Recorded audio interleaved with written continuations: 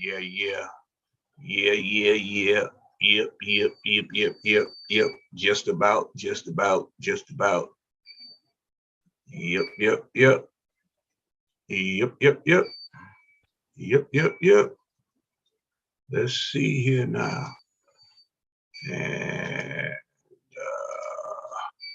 stop what you're doing because we're about to ruin the image and the style that you used to. All right, y'all. We are here yet again on YouTube Live for this installment of Bible class with the great Dr. Danielle Buhuro. Go right ahead, ma'am. So excited. I am so excited. I am so excited. Today, we have a phenomenal, awesome topic for today. Now, I know I generally say every topic, every Tuesday is my favorite, but this topic, for real, is my favorite. I'm so excited because we have been having a blast. We have been having a blast, family. I am so excited because there is this awesome and amazing, phenomenal book we have been reading entitled Homecoming: Overcoming Fear and Trauma to Reclaim Your Whole Authentic Self. I'm telling you, if you have not had an opportunity to check out this book, please, please, please check this book out. This is an amazing book by Dr. Tama Bryant. Dr. Tama Bryant. You know her. She currently serves as the president of the American Psychological Association, otherwise known as the APA. And she's got some awesome, wonderful, helpful instructions for us on how to overcome fear and trauma, to be our authentic selves, to be our authentic selves. And so we're going to talk about chapter 4 in her book. We're in chapter 4. And chapter 4, the title is Reparenting Yourself. Reparenting yourself. In some sense, Dr. Bryant says we are the way we are in this chapter because sometimes we have had unfortunate guidance. Our parents have unfortunately done a doozy to us in how they raised us. Now, we're going to spend some time today taking a critical analysis of our parents. Now, this is not to first and foremost shame anybody. This is not to guilt anybody. This is not meant to make you feel bad about yourself as a parent. This is simply to help us understand, maybe the way I parented wasn't in the best interest of my child. Maybe I owe my child an apology. Maybe I need to say I'm sorry to my child for some actions. That's all. The good news is today is a day where you can start over fresh and new and maybe apologize. Maybe today is the day if you discern, maybe today is the day to start your relationship over with your child and say, all right, from here on out, I'm promising to raise you in a way that's healthy, to raise you in a way that is not going to cause trauma to you as my child. That's good news, right? Because today represents a new day to start all over again. None of us are perfect. So today is not a day where we are guilting or shaming anybody for how they have been a parent or parented their child when their child was a bit younger years ago. But today represents a new day to start all over again. And so today we're going to be looking at a particular Bible passage that shows an example of a parent who wasn't necessarily healthy and the ways in which her child had to learn to reparent themselves, start life over again. And so the biblical text that we are examining today comes from Genesis, the New Revised Standard Version. Genesis. Genesis, chapter 27. And I'm going to begin reading at verse 1. When Isaac was old and his eyes were dim, so that he could not see, he called his elder son Esau and said to him, "My son." And he answered, "Here I am." And he said, "See, I am old. I did not know the day of my death. Now then, take your weapons, your quiver, and your bow, and go out to the field and hunt game for me. Then prepare for me savory food, such as I like, and bring it to me to eat, so that I may bless you before I die." Now Rebekah was listening when Isaac spoke to his son Esau.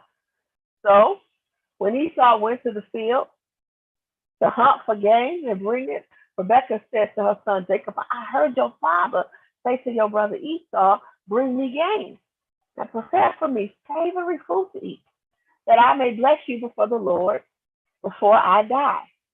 Now therefore, my son, obey my word as I command you. Go to the flock and get me 2 choice kids, so that I may prepare from them savory food for your father, such as he likes. And you shall take it to your father to eat, so that he may bless you before he dies.' But Jacob said to his mother Rebekah, 'Look, my brother Esau is a hairy man, and I'm a man of smooth skin. Perhaps my father will fill me, and I shall seem to be prepared savory food.'" I'm sorry, verse 14. So he went and got, verse 12, I'm sorry. "Perhaps my father will fill me, and I shall seem to be smooth, part of his neck." Then she handed the savory food and the bread that he had prepared to her son Jacob. She said, "Don't worry about it." She took garments which were in her house and put them on her younger son Jacob and told him, "All right, take this food and go to your father." So he went to his father and said, "My father, here I am." And his father said, "Who are you, my son?" And Jacob said to his father, "I am Esau, your firstborn. I have done as you told me. Now sit up and eat of my game, so that you may bless me." But Isaac said to his son, "Who is it that you have found it so quickly, my son? Because the Lord your God granted me success." Then Isaac said to Jacob, "Come near, that I may feel you, my son, to know whether you are really my son Esau or not. Not really my son Esau." And he answered, "I am." Then he said, "Bring it to me, that I may eat of my son's game and bless you." So he brought it to him, and he ate. And he brought him wine, and he drank. Then his father Isaac said to him, "Come near, kiss me, my son." So he came near and kissed his dad, and he smelled the smell of his garment, and he blessed him. So ends the reading. We've heard this story time and time again. There are 2 sons. There are 2 sons. There are 2 sons. One named Jacob, one named Esau. They have 2 parents. Their parents' names are Isaac, the dad, and Rebekah, the mom. And according to our story, we see something interesting. Esau is the son who loves his father the most. Him and his father have a wonderful, great relationship together. And Jacob and his mom, Rebekah, have a very loving, close-knit relationship with one another. And they are the closest. So while Esau is closest with his father, Jacob is closest with his mother. Here now lies a challenge that erupts. As Isaac knows that he is coming close to death, he wants to bestow a blessing to his son Esau, the one who he is closest to. His beloved wife, the mother of the boys, overhears Isaac saying to Esau one day, "Go out and prepare a great meal for me. You know what I love to eat. And then come back in the house, prepare this meal for me, and I will offer you a blessing before I die." Rebekah overhears this conversation, immediately goes and pulls her favorite son, Jacob, to the side and says, "Hey, I'm going to help you get this blessing." I go help you steal this blessing from Esau. This your blessing. What do we think about the actions of Rebecca? Do we say Rebecca's immoral, unethical, not a good mom? Yeah. Unfortunately, we have to admit Rebecca did a little scheming, a little conniving, right? Because she wanted to do anything for the son whom she loved. In this case, Jacob. Now, I have to admit, I have to be vulnerable and transparent in these moments, family. I would do anything for Ezekiel, Calvin, Buhuro. I might even do what Rebecca did for Ezekiel, Calvin, Buhuro. So I can empathize. I can empathize with Rebecca. But unfortunately, this text reminds us, as Dr. Tim Bryan will highlight, number one, sometimes parents don't do right by their children. Parents are supposed to lead their children up with certain values and morals and ethics. And sometimes parents lead their children astray. They tell their children to do wrong. And so a challenge for us is sometimes now we develop parent wounds. That's right. Dr. Bryant calls them parent wounds. I hope you have pen and paper to write these phrases and this terminology down. In some sense, because Rebecca told Jacob to do something was wrong, and Jacob actually did it, this creates in Jacob a parent wound. So let's spend some time talking about the Genesis 27 text. What do you think about Rebecca? What do you think about her actions? Things that make you go, How do you imagine Esau could have felt, knowing or maybe discovering later that his mother helped to steal the birthright from him? Which means not only is Jacob impacted by this story, but we also have to admit the way that Esau is also impacted by this story. Because now this further drives a wedge in Esau's own relationship with his mom. Can you imagine the shame, guilt, sadness that Esau must have carried as a result of his mom, Rebecca, conspiring with his brother Jacob to steal his birthright, right? And so we say parent wounds never help anybody. Parent wounds never help anybody. Parent wounds force people to suffer. And they impact a lot of people. Nobody's going to see this paper that you're jotting notes on. But I have a couple of reflective questions. I just ask you to be vulnerable and transparent. Nobody's going to see this piece of paper. Do you have a parent wound? Maybe you had a Rebecca for a mom.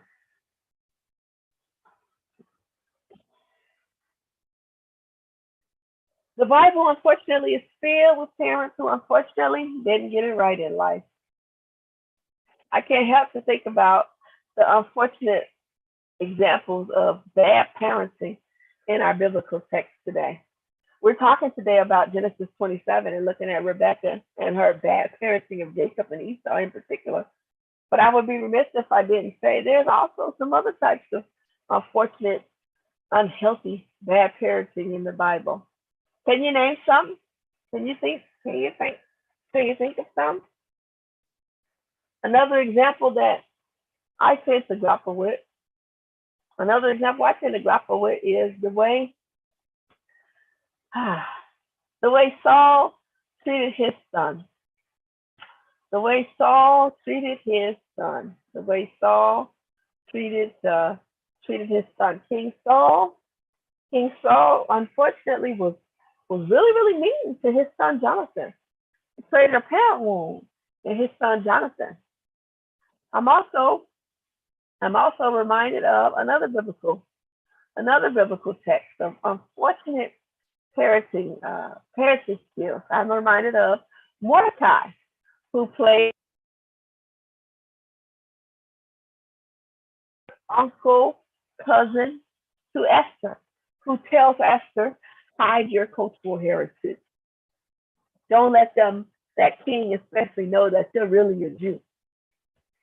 sit on their cultural heritage. But yet and still later, Mordecai will then convict Esther by saying, once he finds out about Haman's plot to destroy the Jews, oh, now tell the king who you really are. And then he guilts Esther by saying, if you don't tell the king who you really are, who knows? You have been called for such a time as this. You got to save your Jewish brothers and sisters, right?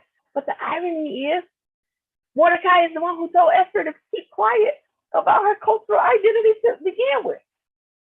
So we see that the Bible is filled, unfortunately, with some unhealthy parenting still in various stories of various biblical characters.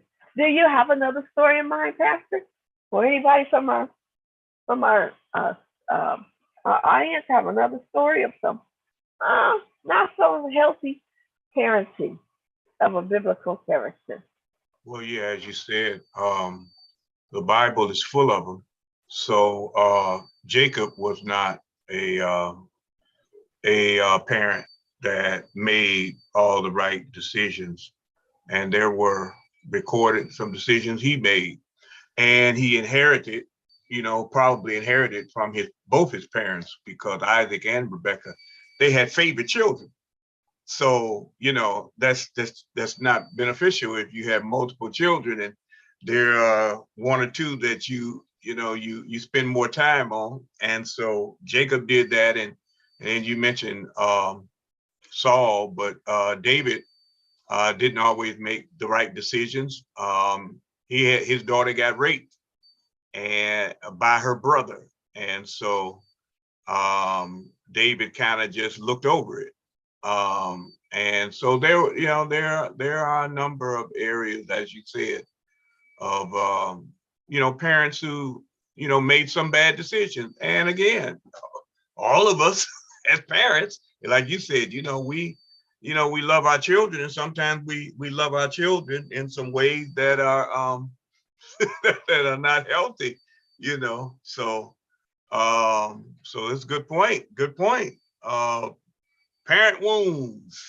I want to say, and I think it is healthy for us to revere our parents and all of that, and hold them in great esteem, but also recognize that there are some parts of the experience that we may not want to carry on.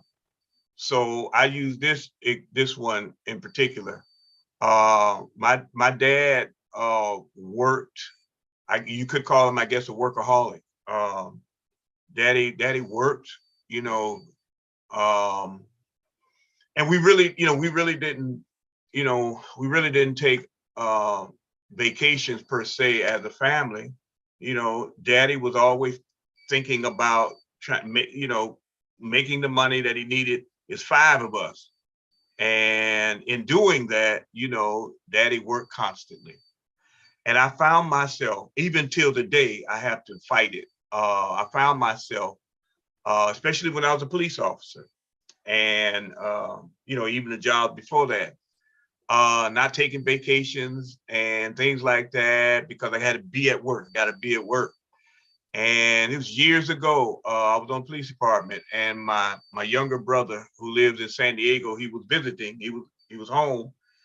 And it was a couple of times that, he and my other sibling were getting ready to go do some stuff, get together and do some stuff. And I kept saying, I got to work. And one day, my younger brother, his name is Jerry, he said, "You just like Daddy." And it was just like, it was like cold steel sword going through the heart. Wow. But it was the truth. I mean, he pointed out something, and I heard the voice of God in his voice. That what I said I didn't want to inherit from my dad. A whole bunch of stuff, most stuff from my dad and mom I inherited. But that part of my dad I didn't want to inherit. And I had done it, and I realized it. And so in that way, there were an example of what you're talking about.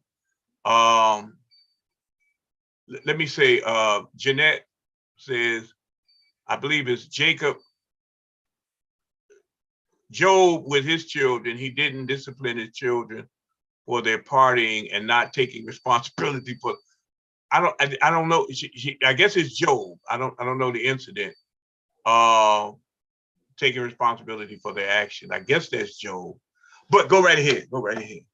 Yeah, I appreciate what you're saying because it's a great reflective question for us around how do we make sure we shift some things in our own life as parents based on learnings we've taken away from our parents.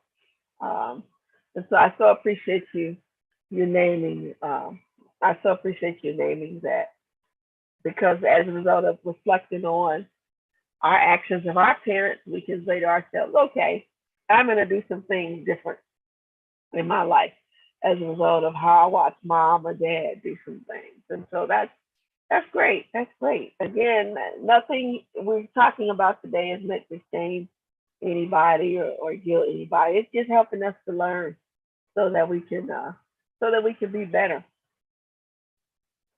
And so we say, generally speaking, when parents, unfortunately, like Rebecca in our Genesis 27 text, do things that's inappropriate and unhealthy in their relationship with their children, they create inner child wounds within their child. They create what we call inner child wounds. And so this is what Dr. Tamara Bryant spends a lot of time talking about in chapter 4 of her book, Homecoming. She explains that there are basically 4 types of inner child wounds that will be created in a child by his or her parent based on how the parent raises their child. One type of inner child wound is the abandonment wound, where the child always feels left out, or the child fears being left, or the child hates being alone, or the child is codependent or threatens to leave, or normally attracts emotionally unavailable people. Another wound is called the guilt wound, where the child feels sorry or bad, doesn't like to ask for things, uses guilt to manipulate, is afraid to set boundaries, normally attracts people who make them feel guilty.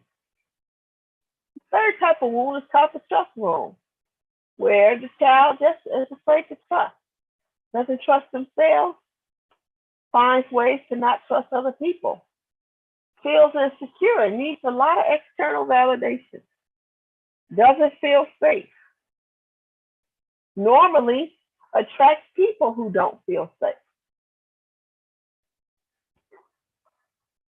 Last but not least, we say the fourth wound is the neglect wound, where this child will struggle to let things go, has low self-worth, gets angry easily, struggles to say no, represses emotions, fears being vulnerable, normally attracts people who don't appreciate them or make them feel seen. Now, as you look at this list on your screen, again, nobody's going to see this. This is just for you to reflect on and you only. Do you suffer from one of these 4 types of wounds? Maybe you suffer from more than one. Many of us suffer from more than one. I did not have my biological father in my life. My biological father got upset one day when my mom decided to remarry after they divorced. My mom decided to remarry and remarried a wonderful gentleman, my stepfather, who I acknowledge as my dad, because when I was a young child and my mom remarried after divorce of my biological father, my biological said, well, then forget it, I'm out of here. So if you have remarried, if you have disrespected me by getting remarried, putting another man in my daughter's life, then fine, let him be her father. So for many years, I suffered from abandonment wounds. And sometimes it still rears its ugly head in my life. right? And so many of us wrestle with one of these inner child wounds.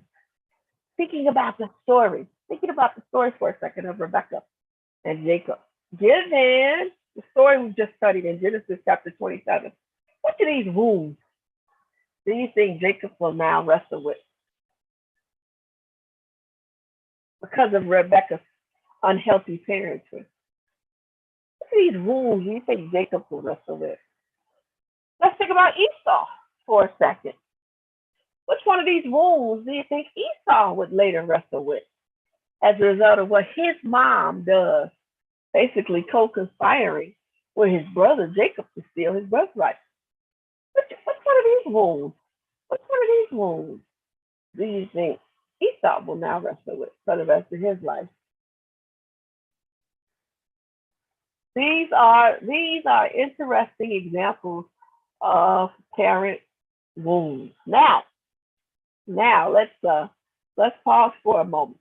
Let's pause for a moment. Let's pause for a moment.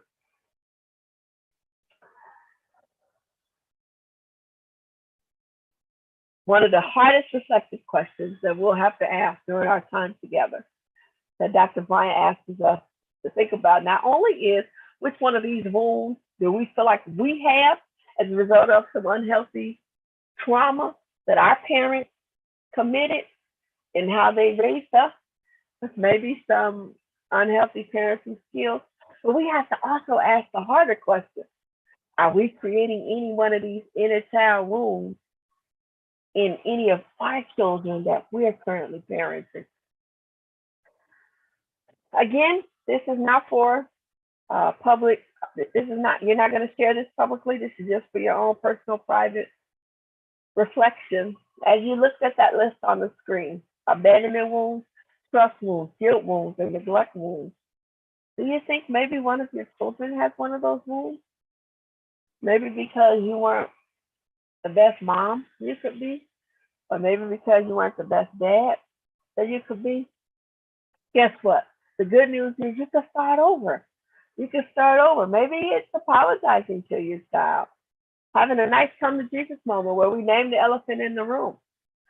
Dr. Bryan says healing is not just for our sake in our own relationship with our parents, but healing also helps us better parent our own children so that we can break some generational curses, so that we can fix the roots, so that the branches from our roots can bear some good fruit moving forward. She also highlights in some sense that there are specific wounds depending on the parent. So let's talk fathers in particular, and then we're going to talk mothers in particular. We generally highlight or believe that there are certain issues that are specific to fathers. There's trust issues that creates father wounds in person. If your father wasn't fully present in your life, you may experience a lack of trust towards yourself or others. This can manifest as attracting people who mirror back your lack of trust to you. You could also wrestle with not feeling good enough. If your father was very hard on you, this can manifest as not feeling good enough or worthy, feeling like you always want more and are never happy with what you have. Abandonment issues. If your father wasn't emotionally available or absent, this may show up as attracting unavailable people. Relationships will often burn out after a while, and you'll be quick to get into the next one. You'll feel afraid to be by yourself and a fear of being left. I certainly can attest to all of those. Last but not least, if you watched your father abuse your mom or experienced abuse from him yourself, then you may think that's how a relationship is supposed to be. If he was very controlling or dominating, you may have repressed your truth and struggled to set boundaries. Do you suffer from one of these father wounds? Are you a father that's unfortunately created one of these type of father wounds in your own child.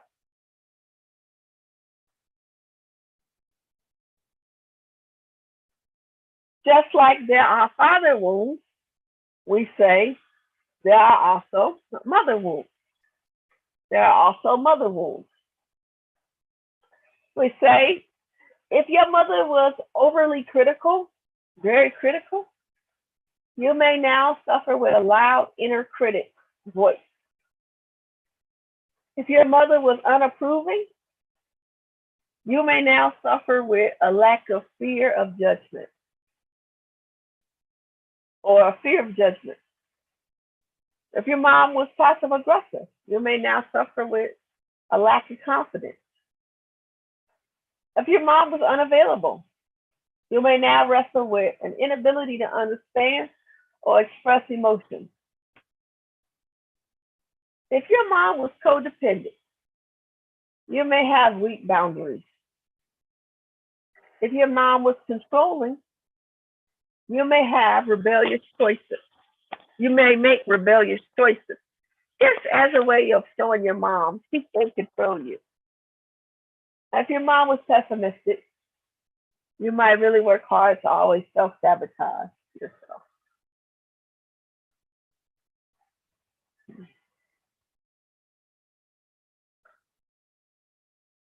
I am saddened every time Mother's Day comes around.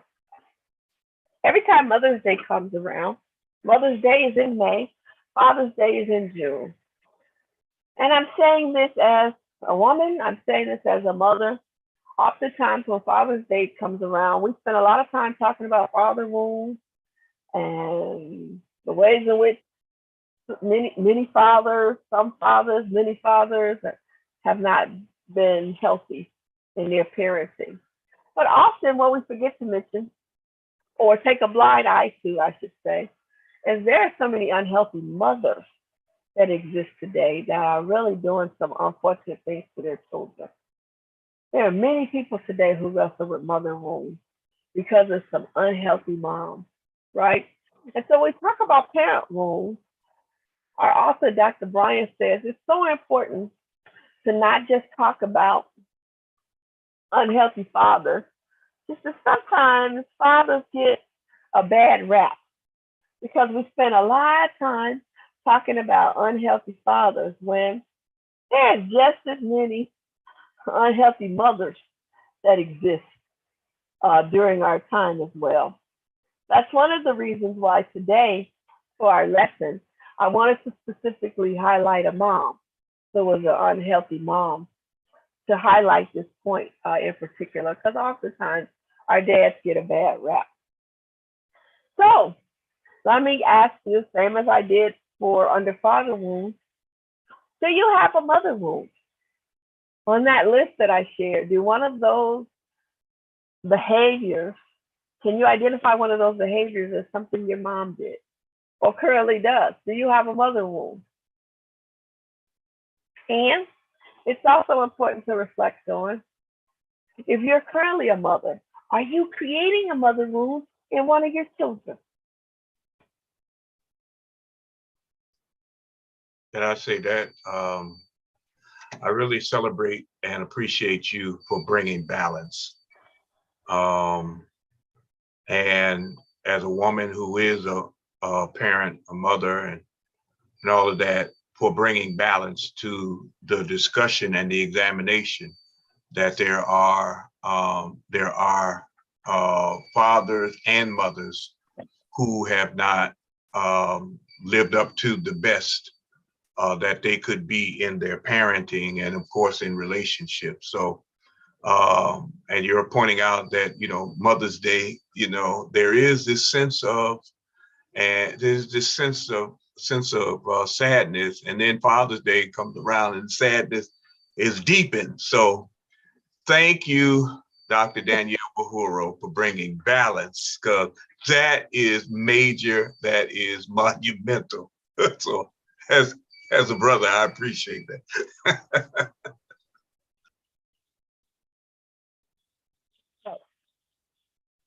Bravo. So now, Where is the hope? Dr. Bryant says the good news for us today is there is hope. 2 points that she wants to highlight for us today. Even if you grew up, unfortunately, with a mother wound or a father wound, a parent wound of any type, she says the good news is there is hope. First and foremost, it's important, she says, to name the wound. Name it. She says, interestingly enough, in African American communities, we're so used to sweeping things under the rug, hiding things in a closet, not giving attention to certain things. And she says, we really got to stop that. We really have to stop that. We got to figure out another way. Because that's not helpful. That's not healthy. She says, so first, we have to name some things. We have to call some things out. We have to acknowledge, hey, this happened and this wasn't right. That's number one. Number two, she says we have to engage in the act of reparenting ourselves. Reparenting ourselves. Did you know you could reparent yourself? Do you know you could reparent yourself? Now, here's where I'm going to need the help of our amazing Bible scholar, our prolific and prophetic pastor. Do you know that you could reparent yourself? Why did I bring up the story of Jacob? Why did I bring up the story of Jacob? I brought up the story of Jacob for two reasons. Because not only to show that Rebecca was an unfortunate mom who did some unhealthy parenting to her son Jacob and Esau, but there's also a time in Jacob's life now where Jacob has to reparent himself. Jacob has to reparent himself. Can anybody guess when is the time period when Jacob had to reparent himself? Can anybody guess? Can anybody guess? There's a specific time when Jacob now enters into the process of reparenting himself. Anybody from our Facebook or YouTube? Anybody know? I'm looking for the guesses. Nobody has hazarded a guess yet. Oh, you hazarded a guess? Okay. Somebody got an idea. There is a time when the trickster finally gets tricked. There is a time when much later in our brother Jacob's life, he had his eyes set on a particular young lady.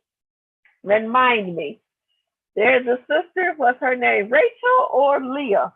Rachel's the one he desired, and Leah's the one he got at first. The trickster is tricked.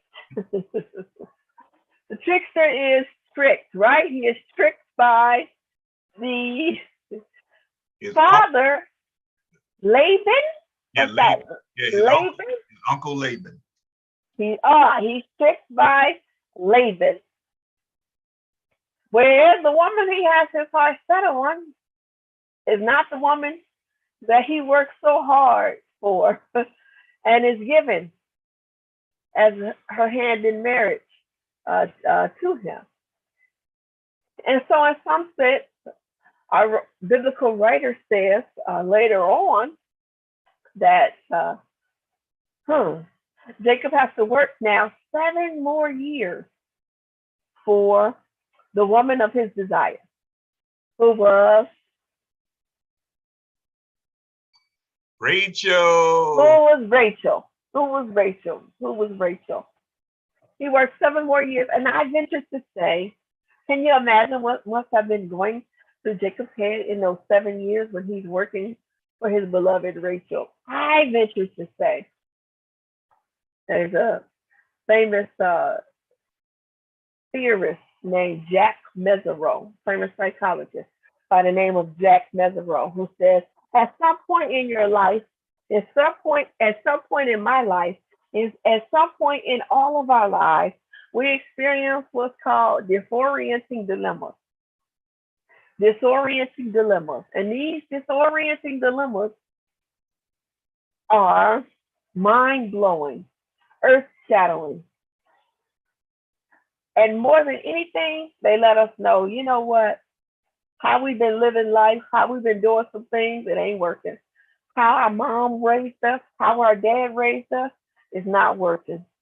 Maybe our mom did something unhealthy and we need to break some generational curses. Maybe our dad did some things in his parenting with us that wasn't healthy and we need to break some generational curses. I venture to say in these 7 years, Jacob was healing himself and using what Dr. Bryant calls in this particular chapter 4, Jacob is reparenting himself. Jacob decides to reflect on his whole life in those 7 years. Reflect on where his mom has led him astray. Reflect on his own accountability and actions, the ways in which he needs to hold himself accountable for being a conspirer, to steal his brother Esau's blessing before his dad dies. Right? These 7 years become an opportunity for Jacob to reparent himself.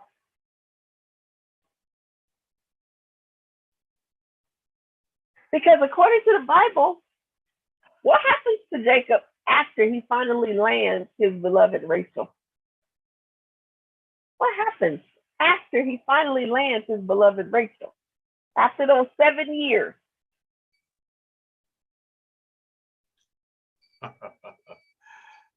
We don't have any comments. Oh, y'all trying to be coy. Generally, we say our beloved brother Jacob has a peaceful life from that point on. He really does. He experiences some normal life challenges, but it's nothing major. He doesn't experience any major type of life crisis. Nothing like stealing your brother's birthright and then being tricked yourself to marry a woman that you really didn't want to marry and now having to work 7 extra years to get the one you really did love. And so in some sense, many psychologists, many therapists say this 7 years that Jacob worked for Laban was a process of him healing, was a process of him learning to reparent himself, to hold himself accountable for his actions, to become self-aware that the ways in which Rebecca raised him was not healthy. Why is this an important point to bring up? We say that this is an important point to bring up because it's so important to note that healing does not happen overnight. Sometimes healing has to take years.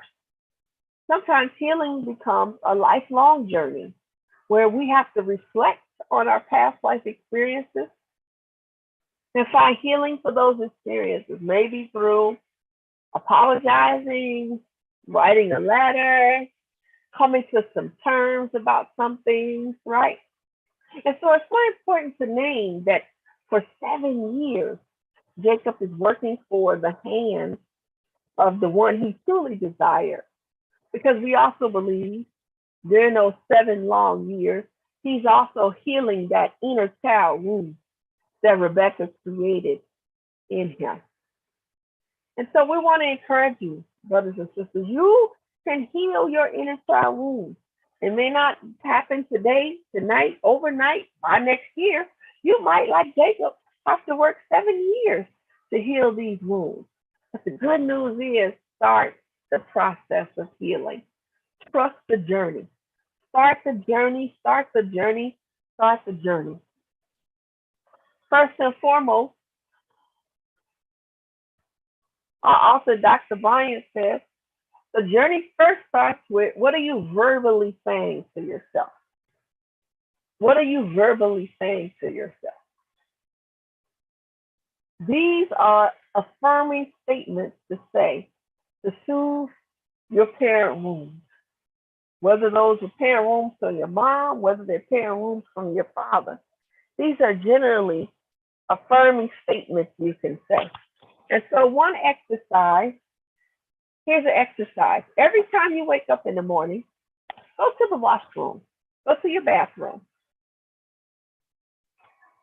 Look in the mirror and make these statements to yourself. Practice saying these statements to yourself in the mirror. Practice saying these statements to yourself. You did all you could do. You are loved just as you are. There is no need to change.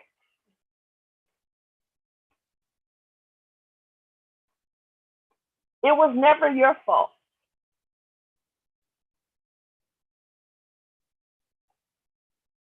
I am sorry you were hurt. It's okay to want things to be different.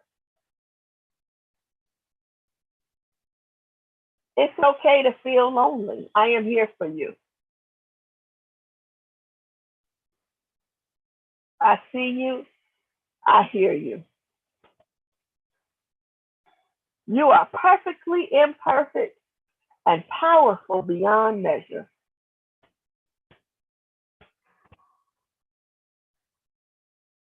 All feelings are valid. It's okay to cry. You won't fall. I will hold you. You no longer have to hide yourself. I see you trying the best you can. I forgive you. These are statements you can make to yourself. First thing in the morning before you start your day. These are statements you can also make before you go to sleep at night. Like you can actually calm your spirit before bed by making these soothing statements to yourself. By simply standing in your mirror, making these statements to yourself. Another strategy or intervention that you can practice that we find very, very helpful. We find so very, very, very, very, very helpful.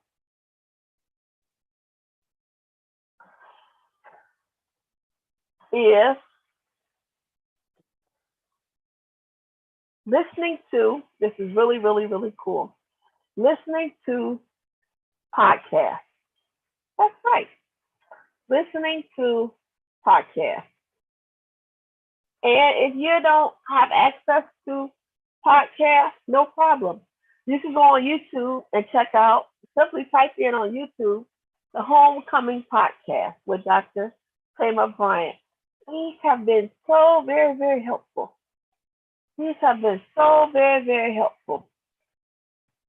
These have been so very, very helpful. Please, please, please make sure you're able to write these down because these podcasts are very helpful. Our sister does 30-minute podcast videos maybe once a week, and they become wonderful meditations to start your day. And so we want to invite you to check out her podcast. Again, if you're not familiar with podcasts or you don't have access to podcasts, it's totally okay. Totally okay because she offers her podcast as YouTube videos so that you still have access. But these become wonderful meditations to start your day first thing in the morning. Another strategy or intervention that we recommend is getting a journal and journaling particular topics to yourself. Let me explain.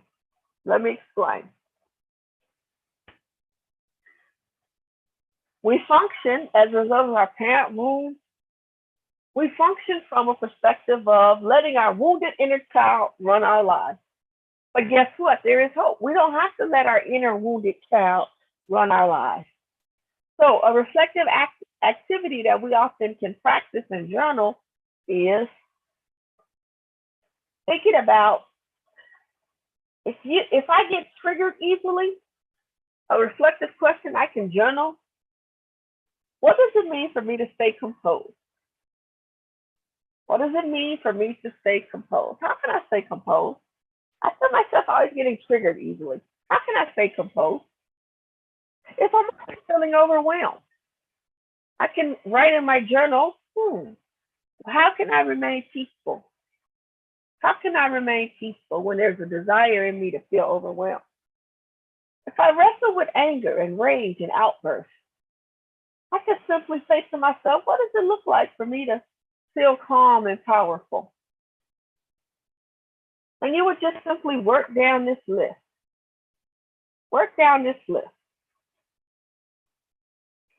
The good news is inner child wounds don't have to ruin our lives. There is some awesome hope for us that we can all engage in. There's some awesome, wonderful hope that we can all engage in. And that becomes, seriously, that becomes the good news. That becomes the awesome good news for us on today. Any questions, beloved? Well, at this time, there are no questions so far. So y'all, if you have any questions or comments, please don't hesitate to type them in because they are part of the total process. And so looking for those, but I so appreciate the insight, not only from Dr. Tama, and again, the podcast is something that has been an incredible blessing for me. It's part of my meditation in the morning. As Dr. Buhuro said, you know, they're just 30 minutes and it allows me to center myself and re-examine some things because she goes over subjects. And when I go on the YouTube rather than the podcast, so I go on the YouTube and she recorded them and there are almost 200 of them. So you can just see yourself. I plan them out every day. So every morning I'm playing one and it's a different one. And so it's extremely important. The look at Jacob's parent pain is, it is golden insight because Jacob, he worked 7 years for one woman.